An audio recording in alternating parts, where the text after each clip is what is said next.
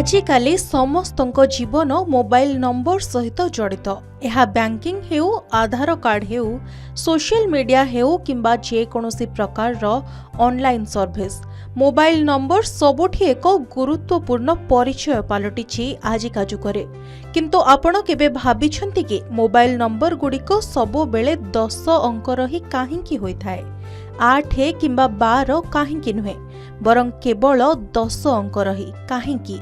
तेबे आसंतु जानिबा एहा पछरे थिबा प्रकृत रहस्य। भारत रे मोबाइल नंबर नियमावली TRAI द्वारा एवं DOT द्वारा स्थिर करा जाय थाए। जेतेबेले मोबाइल सर्विस आरंभ होइथिला सेतेबेले निष्पत्ति निया जायथिला जे यूजर्स को परिचय चिन्हट को सहज करिबा एवं नेटवर्क परिचालना असुविधा को कम करिबा पई सारा देश रे मोबाइल नंबर गुड़िकर डिजिट समान हेबा उचित। एही उद्देश्य रे एक 10 अंक विशिष्ट फॉर्मेट प्रतिष्ठित हला। यह मध्य आपण निश्चिंत देखिथिबे जे मोबाइल नंबर रो प्रथम अंक सर्वदा 9, 8, 7 किंबा 6 सहित ही आरंभ होइथाय। यह सूचाई थाए जे नंबर टी एक मोबाइल नेटवर्क रो। एबे जदि आपण 10टी डिजिट देखंती तेबे एथिरे प्राय 100 कोटी भिन्न भिन्न संख्या कॉम्बिनेशन सृष्टि करिवार संभावना अछि। भारत भली एक बृहत जनसंख्या विशिष्ट देश रे मध्य एही क्षमता यथेष्ट। जदि संख्याटी 8 अंक होइथांता तेबे संख्या कॉम्बिनेशन सीमित होइथांता एवं भविष्यत रे एहार अभाव मध्य होई पारे। सेही समय रे 12 किंबा 13 अंक लोकंक पई मने रखिबा कष्टकर हेबो।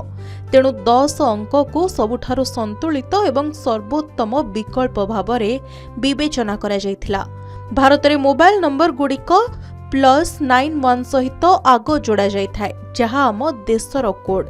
जदि आपण एक इंटरनेशनल कॉल करंती तेबे देशर कोड 10 अंक विशिष्ट मोबाइल नंबर रे जोड़ा जायथाय।